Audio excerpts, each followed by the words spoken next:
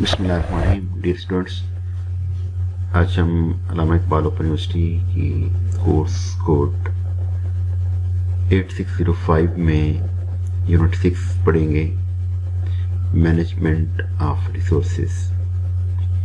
आज का लेक्चर शुरू करने से पहले आइए मिलकर दरूद पाक पढ़ते हैं। बिस्मिल्लाहिर्रहमानिर्रहीम। अल्लाहुम्मा सल्लि अला मुहम्मदिन व अला आलि मुहम्मदिन कमा सल्लैता अला इब्राहीम व अला आलि इब्राहीम इन्नका हमीदुम मजीद। अल्लाहुम्मा बारिक अला मुहम्मदिन व अला आलि मुहम्मदिन कमा बारकता अला इब्राहीम व अला आलि इब्राहीम इन्नका हमीदुम मजीद।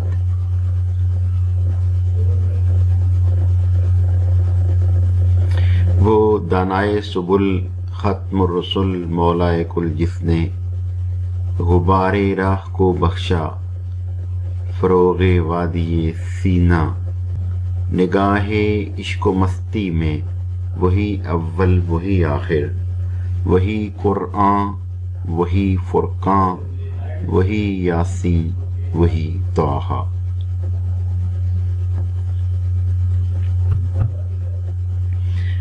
सबसे पहले हम देखेंगे objectives of this session. Number 1 है to understand the importance of physical aspect of school. पहला पॉइंट है कि हम फिजिकल एस्पेक्ट ऑफ स्कूल की जो इम्पोर्टेंस हैं उसको जानेंगे।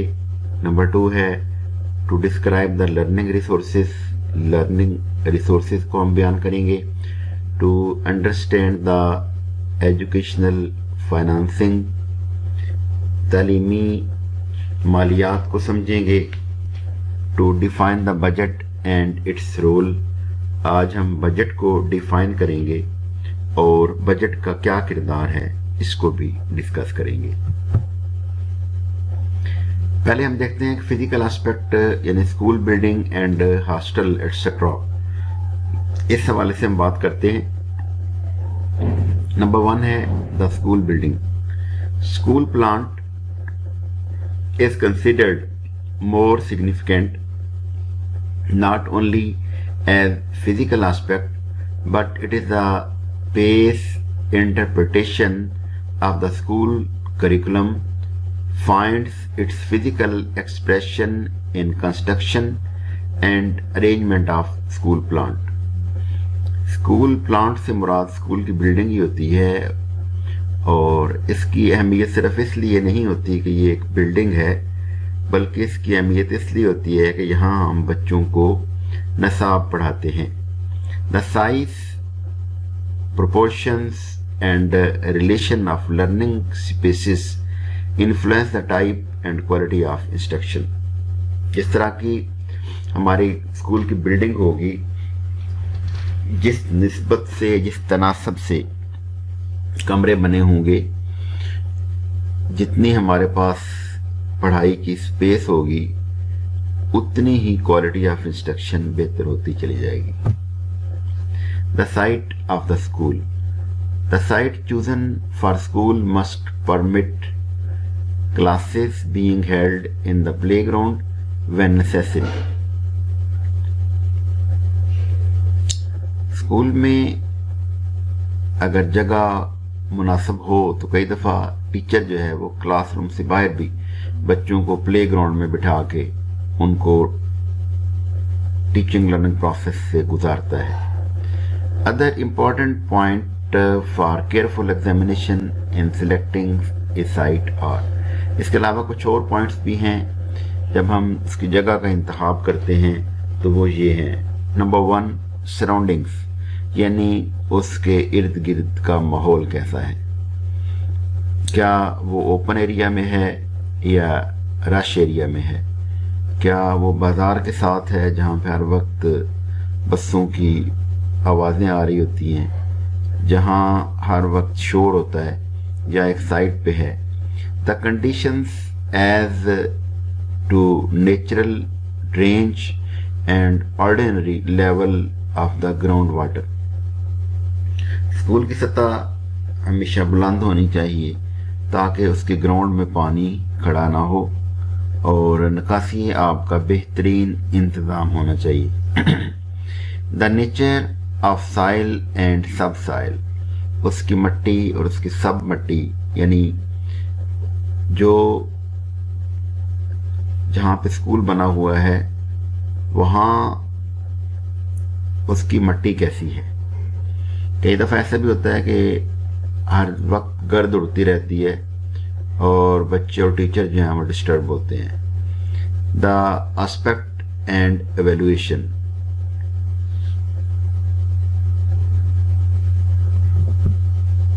اس کے بعد ہے hostel. The hostel should not be regarded merely as a living place for students. Hostel جو ہے وہ صرف بچوں کے رہنے کی جگہ نہیں ہوتی. The hostel should help realize the ideals of the school and provide an opportunity to students to develop the spirit of corporate living. یہ ہاسٹل جو ہے بچوں کے اندر، اس کے اندر یہ خوبی ہونی چاہیے اس کی انتظامیہ کی کہ بچوں کو آپس میں مل جل کر رہنا سکھائیں. The hostel should be arranged in such a way that the student may get an opportunity to put into practice the ideals he is taught in the school. The hostel should be arranged in such a way, hostel کو اس طرح arrange کرنا چاہیے that the student may get an opportunity کہ طلباء و طالبات ایک موقع حاصل کر سکیں to put into practice the ideals he is taught in the school، کہ وہ اور اپنے ideals کو سلیکٹ کر سکیں جو انہوں نے اسکول میں سیکھے ہیں. اس کے بعد ہے the need and utility of hostel, یعنی ضرورت کیا ہوتی ہے ہاسٹل کی اور اس کا استعمال کیا ہوتا ہے. The hostel superintendent and responsibilities. Hostel superintendent اور اس کی رسپانسبلٹیز کیا ہوتی ہیں. اب یہ پہلی بات ہم بات کرتے ہیں جی need of and utility of hostel. Hostel کی ضرورت اس لیے ہوتی ہے کہ بہت سے دور دراز کے لوگ جو ہیں جو روزانہ یونیورسٹی میں نہیں آ سکتے، اسکول یا کالج میں نہیں جا سکتے، ان کے لیے ہاسٹل کی ضرورت ہوتی ہے تاکہ وہ گھر روزانہ جائیں گے تو اتنا سفر نہیں کر سکتے وہ. تو جب اگر بہت زیادہ طالب علم سفر کرتا ہے تھکاوٹ کے بعد وہ پڑھنے کے قابل نہیں رہتا، اور اگر وہاں ان کو ہاسٹل کی سہولت مل جاتی ہے تو پھر کوئی پرابلم نہیں ہوتا. وہ ہاسٹل میں رہتے ہیں اور سکون سے اپنی سبق کی تیاری بھی کرتے ہیں، ان کو کھانا بھی اچھا ملتا ہے، ان کو رہنے کی تمام سہولیات بھی ہوتی ہیں، اور ٹیچنگ ان کی جو لرننگ پروسیس ہے وہ زیادہ افیکٹو ہوتا ہے. دوسرا اس کا فائدہ یہ ہوتا ہے کہ ہاسٹل، اب ہم بات کرتے ہیں hostel superintendent and responsibilities. Hostel superintendent جو ہے اس کی یہ ذمہ داریاں ہوتی ہیں کہ بچے بار وقت سوئیں، بار وقت جاگیں. کوئی اگر بچیوں کا ہاسٹل ہے تو وہاں کوئی بچی جو ہے یا بچہ رات کے وقت ہاسٹل سے باہر نہ جائے، ان کے سونے کے اوقات مقرر ہوں، ان کو بار وقت کھانا ملے، ان کو معیاری کھانا ملے، اور ایک اچھا ماحول، گھر جیسا ماحول سپرڈنٹ کی ذمہ داریاں ہوتی ہیں. اس کے بعد میسنگ اینڈ اٹس سپرویژن. اس کا کھانا جو ہے وہ پراپر بنے، اس کے لیے جو مٹیریل یوز ہوتا ہے وہ کوالٹی کا ہو تاکہ بچے بیمار نہ ہوں. Method of living of student.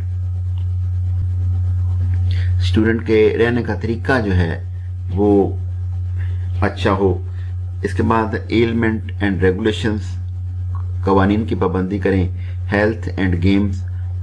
Hostel کے ساتھ ہی چونکہ گراؤنڈ بھی ہوتا ہے تو ان کی صحت کے لیے گیمز کا بھی ارینج کیا جائے. Organisation of hostel. ہاسٹل کو آرگنائز کرنا ہے. ہاسٹل بلڈنگ کا ایک بہت بڑا کردار ہوتا ہے.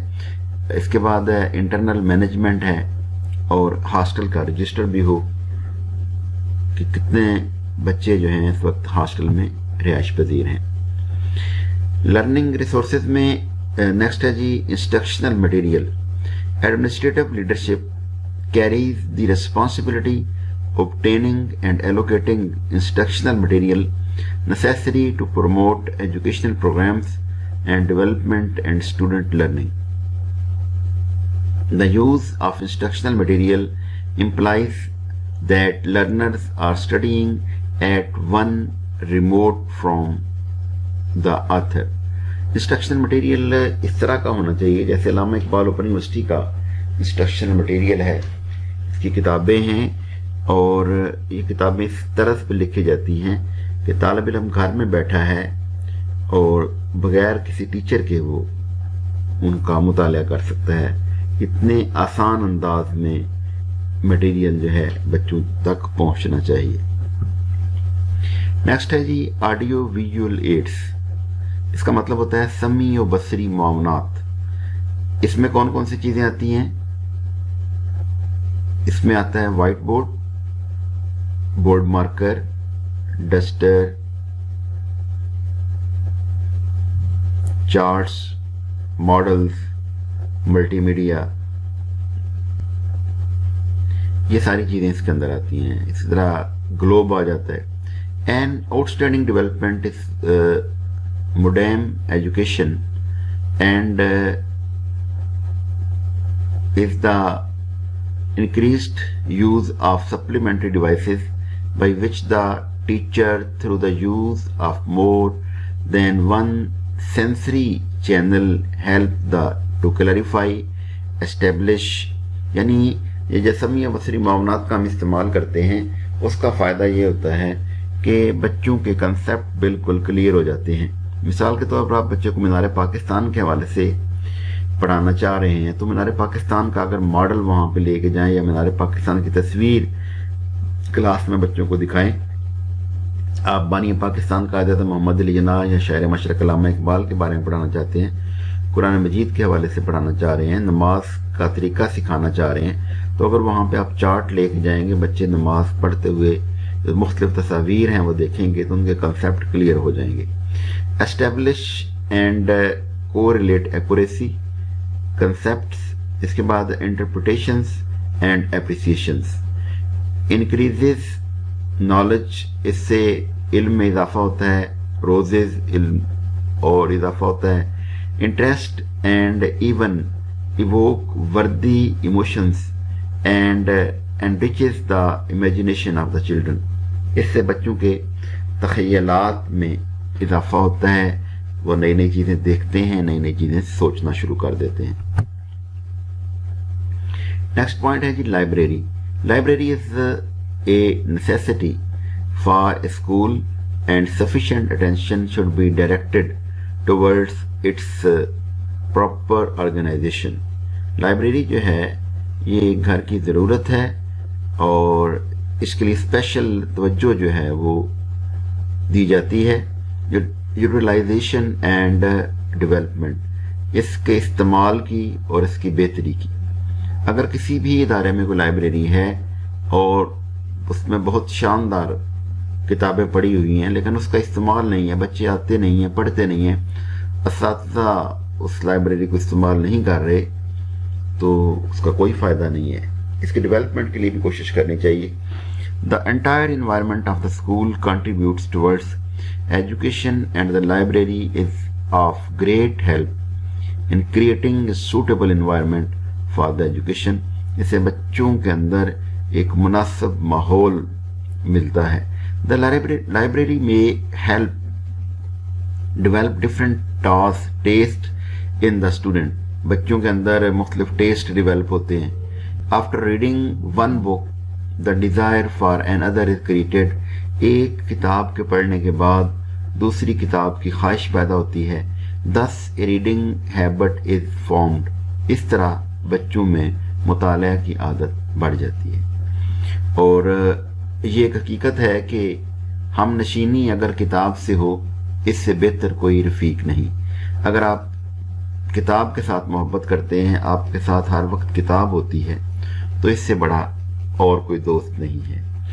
और किसी ने तो यहाँ तक कह दिया कि हमें किसी से क्या मतलब कि है मदरसा वतन अपना, किताबों में दफन होंगे वरक होगा कफन अपना। तो ये किताबों से मोहब्बत करने वाले, और एक बात ज़हन में रखिए, ज़माना जितनी भी तरक्की करे आज भी books are real source of knowledge and best source of knowledge. Next point है जी reading room. Along with the library, a reading room is also deemed necessary. Library के साथ साथ एक मुतालिया का कमरा भी होना चाहिए. There should be sufficient place for the student to sit and read in this room. कमरे में इतनी जगह होनी चाहिए कि बच्चे आराम से बैठ के वहाँ पे मुतालिया कर सकें. There should be proper arrangements of light and air in a library. Library में प्रॉपर अरेंजमेंट्स होने चाहिए. In the reading room there should be newspapers, magazines etcetera.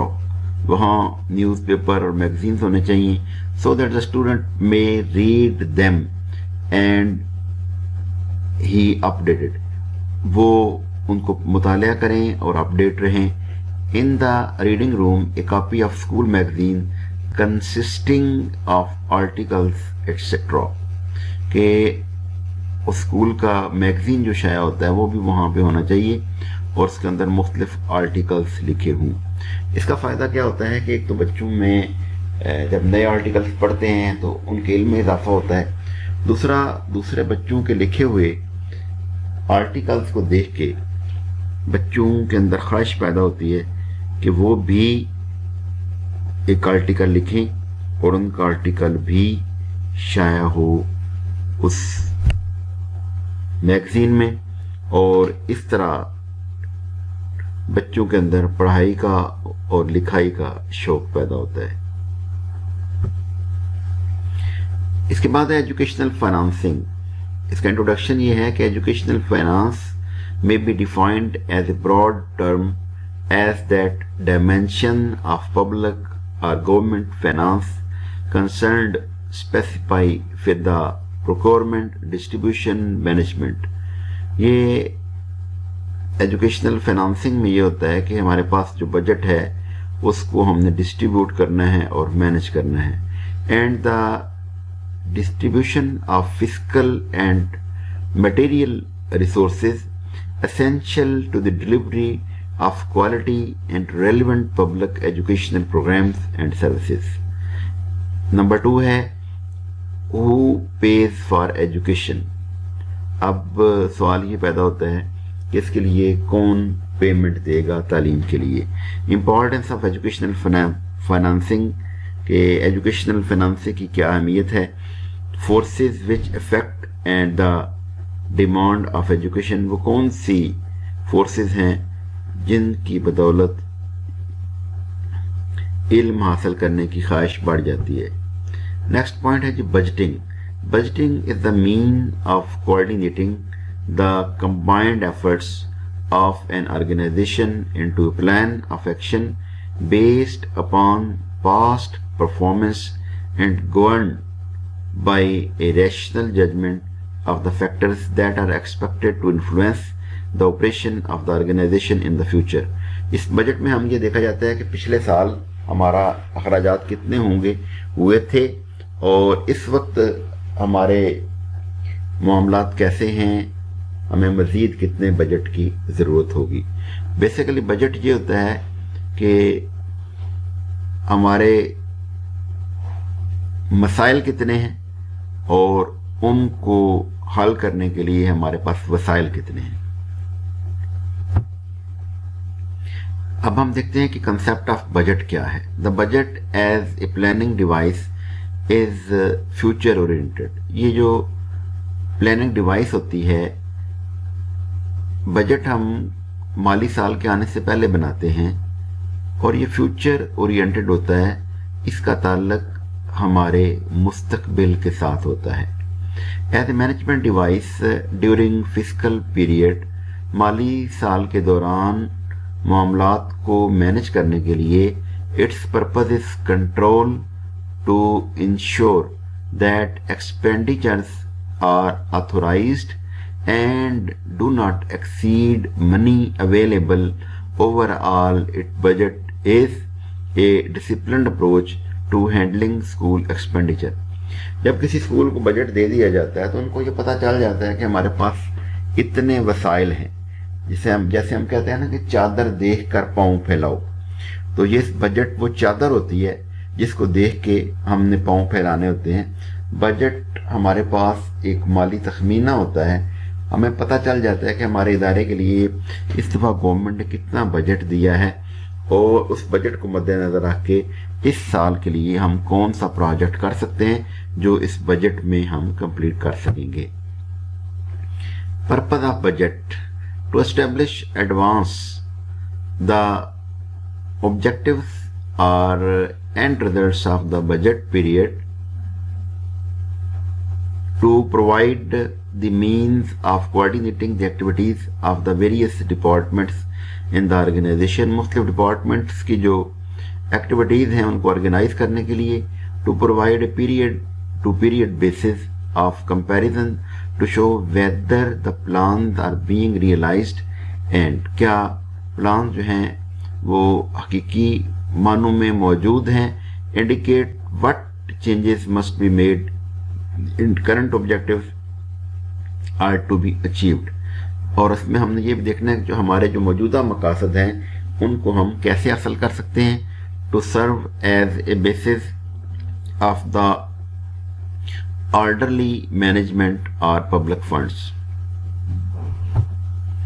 Number 3 है एडवांटेजेस ऑफ बजट, बजट के क्या फ़वायद होते हैं। नंबर 1 है जी action based in budgeting, कि बजटिंग में हम एक्शन लेते हैं और देखते हैं कि हमारे पास वसाइल कितने हैं। दूसरा है कि cooperation is secured in the entire organisation, पूरी ऑर्गेनाइजेशन के अंदर कोऑपरेशन होता है। सबको पता होता है कि इस वक्त जितने भी डिपार्टमेंट में हैं उस इदारे के अंडर, उन सबको पता होता है कि अगर बजट हमारा इकट्ठा आया है तो हमने मिल के इसको इस्तेमाल करना है। और कभी ऐसा भी होता है कि सबको थोड़ा थोड़ा डिपार्टमेंट को मिल जाता है, और कभी ऐसा भी होता है कि कहते हैं जी इस साल आप अब ये बजट से काम चला लें और अगले साल जो बजट आएगा उससे हमारा ये काम मुकम्मल हो जाएगा। तो इससे क्या होता है कि कोऑपरेशन इज सिक्योर्ड, एक दूसरे के साथ कोऑपरेशन होता है। पॉलिसीज आर एडिक्वेटली एस्टेब्लिश्ड, पॉलिसियाँ मुनासिब तरीके से कायम की जाती हैं। Programme activities are related to expected are available resources and economic conditions. इसके बाद है बैलेंस्ड प्रोग्राम्स आर डेवलप्ड, मुनासिब जो मुतवाज़न प्रोग्राम जो हैं वो बनाए जाते हैं। Operation are controlled and waste is prevented, operation जो है वो कंट्रोल किए जाते हैं, कामों को कंट्रोल किया जाता है और वेस्ट को प्रिवेंट किया जाता है, नुकसान नहीं किया जाता। Weakness in the organisations are revealed, और ऑर्गेनाइजेशन के अंदर जो वीकनेस होती हैं उनको रिवील किया जाता है। नेक्स्ट है जी function of a budget, budget के फंक्शन क्या होते हैं। ऑफ providing the operational cost time framework for activities to be implemented।